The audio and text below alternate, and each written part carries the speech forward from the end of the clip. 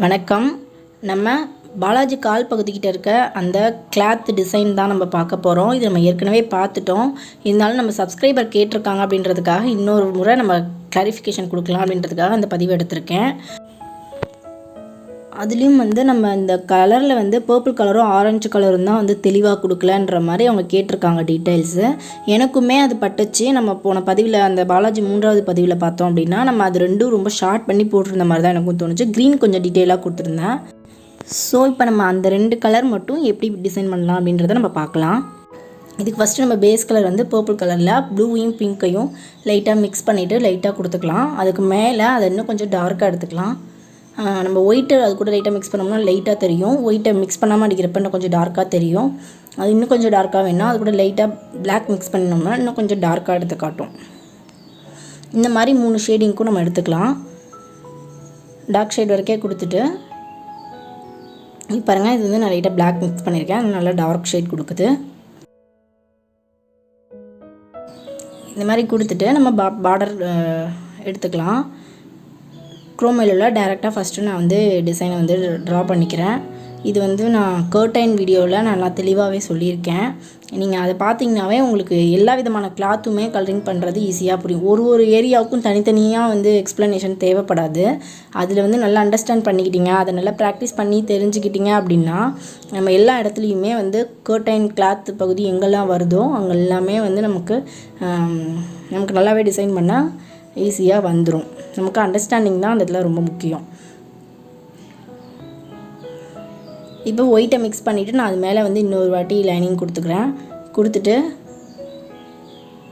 இப்போ பிளாக்கில் அவுட்லைன் எடுத்துக்கலாம்.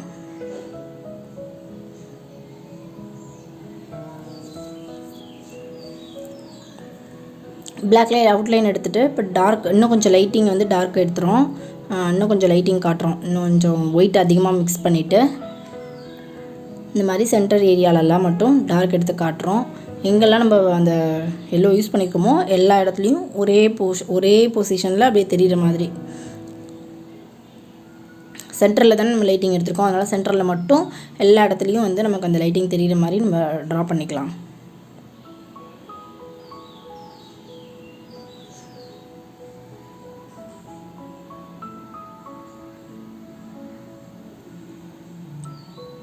எக்ஸ்ட்ராஸ் உள்ள இடத்துலலாம் இந்த மாதிரி டாட் வச்சு நம்ம டிசைன் பண்ணிக்கலாம்.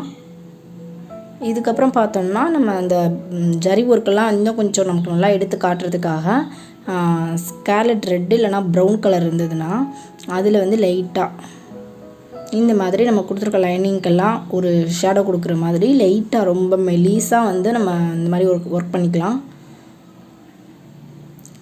பாருங்கள், உங்களுக்கு டிஃப்ரென்ஸ் தெரியும். நீங்கள் இன்னொரு தடவை வீடியோ ஸ்க்ரோல் பண்ணி பார்த்தீங்கன்னா கூட உங்களுக்கு தெரியும்.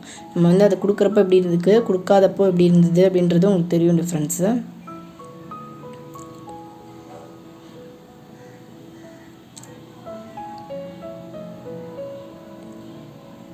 ஆனால் இது ரொம்ப மெலீஸாக கொடுக்கணும். அப்படியே கொட்டுற மாதிரி தெரியக்கூடாது. அந்த கலர்லாம் மைனூட்டாக கொடுத்துட்டு இன்னொரு தடவை லைட்டப் பண்ணிக்கலாம். ஏன்னா அந்த ப்ரௌன் லைட்டாக எங்கேயாவது மறைச்சிருக்கு அப்படின்னா அது நமக்கு கிளியர் ஆகிடும். ஸோ இன்னொரு வாட்டி லைட்டப் பண்ணிக்கலாம். அது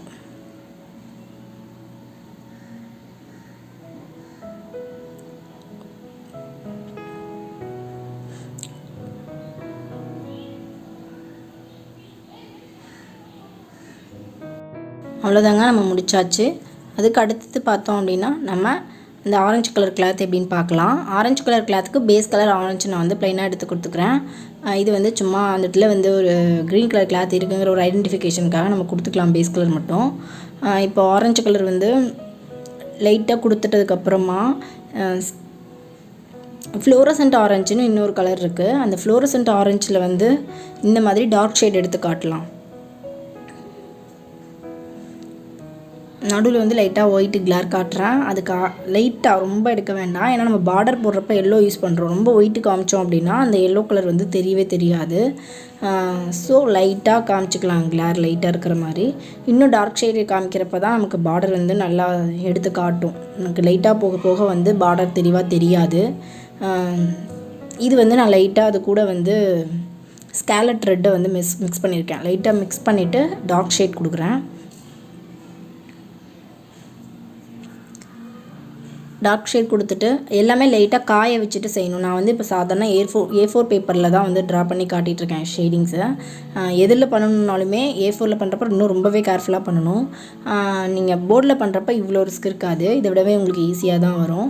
அதுலேயும் எதில் பண்ணணுன்னாலுமே சரி, நம்ம ஒரு லேயர் பண்ணுறோம் அப்படின்னா அடுத்த லேயர் பண்ணுறப்ப கொஞ்சம் ட்ரை பண்ணுறதுக்கு டைம் கொடுக்கணும். டைம் கொடுத்துட்டு நம்ம அடுத்த கோட்டிங் கொடுக்குறப்ப தான் வந்து நம்ம எதிர்பார்க்குற ரிசல்ட் வந்து நமக்கு கிடைக்கும். அப்படி இல்லைன்னா அது வந்து கொலாப்ஸ் ஆன மாதிரி ஆகிடும். இங்கே பாருங்கள், நான் இப்போ டார்க் ஷேடுக்கு அப்புறம் இன்னும் கொஞ்சம் டார்க் எடுக்கிறதுக்காக கிரிம்சன் ரெட்டில் வந்து லைட்டாக இதை மிக்ஸ் பண்ணியிருக்கேன். ஆரஞ்சை மிக்ஸ் பண்ணிவிட்டு டார்க் ஷேடு வந்து லைன் கொடுத்துட்டு அதுக்கப்புறமா மெர்ச் பண்ணி விட்டேன். எல்லா கலரையும் ஆடாக தெரியாமல் மெர்ச் பண்ணி விட்டுட்டு பார்டர் பிளாக் எடுத்திருக்கோம். பார்டர் பிளாக் கொடுத்ததுக்கப்புறம் இப்போ நம்ம பார்டர் வந்து ட்ரா பண்ணலாம்.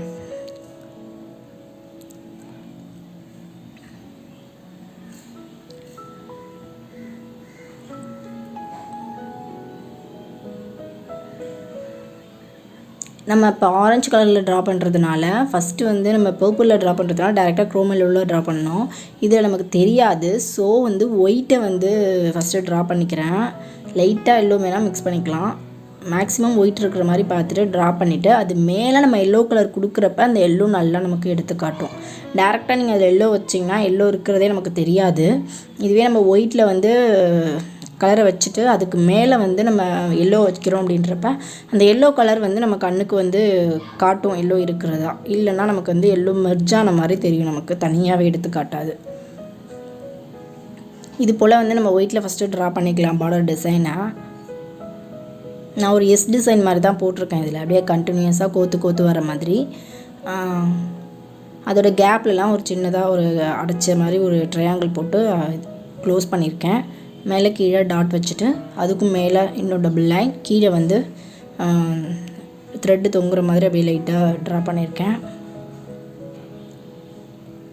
அந்த எம்டி ஸ்பேஸில் சும்மா 2 லைன் கொடுத்து டிசைன் பண்ணியிருக்கேன்.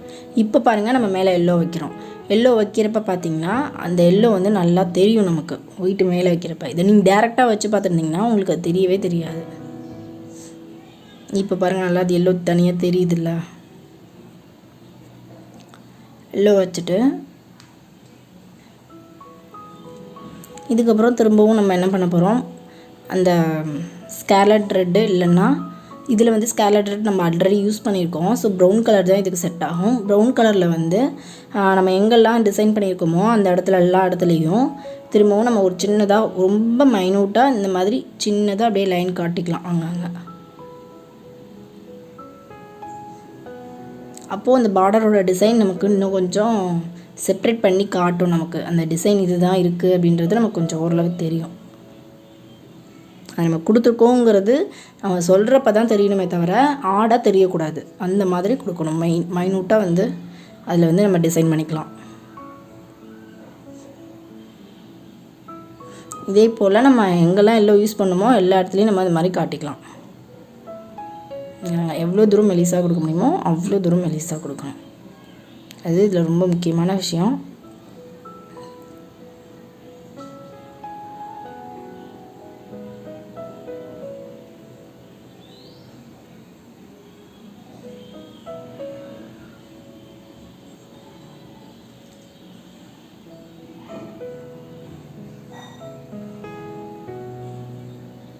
அதை நம்ம கொடுத்து முடிச்சாச்சு. இப்போது நம்ம லைட்டாக பண்ண போகிறோம். எல்லோவில் வந்து ஒயிட்டை மிக்ஸ் பண்ணிவிட்டு கொஞ்சம் நமக்கு ரொம்ப டல்லாகிட்ட மாதிரி இருக்கிறதுனால இன்னொரு கோட்டிங் ஃபுல்லாமே லைனாக கொடுத்துக்கலாம்.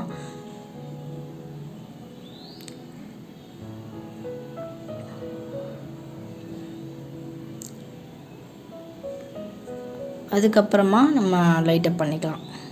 இதை பாருங்கள், இந்த மாதிரி அந்த துணி சுருக்கம் வந்து மேல் பக்கமாக தெரிகிற மாதிரி விட்டுருக்கோம்ல, அந்த இடத்துக்கு மட்டும் இந்த மாதிரி ஓரளவுக்கு லைட்டப் கொடுத்துட்டு பார்த்தோம்னா நமக்கு அந்த துணியோட அந்த சுருக்கத்தோடு சேர்த்து நமக்கு காட்டும். இப்போ அந்த சுருக்கம் இன்னும் கம்ப்ளீட்டாக தெரியணும்னா அதுக்கு மேலே நம்ம இன்னொரு டார்க் ஷேட் வந்து கொடுக்கணும்.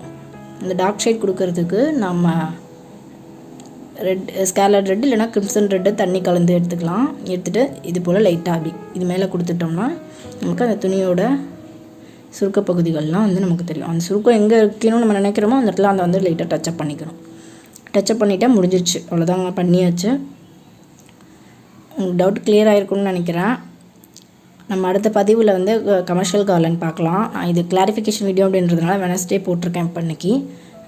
உங்களுக்கு வீடியோ பிடிச்சிருக்கு அப்படின்னா லைக் பண்ணுங்கள். சப்ஸ்கிரைப் பண்ணாமல் பார்த்துட்டு இருந்தீங்கன்னா சப்ஸ்கிரைப் பண்ணிக்கோங்க. நம்ம மீண்டும் இன்னொரு வீடியோவில் சந்திக்கலாம். நன்றி.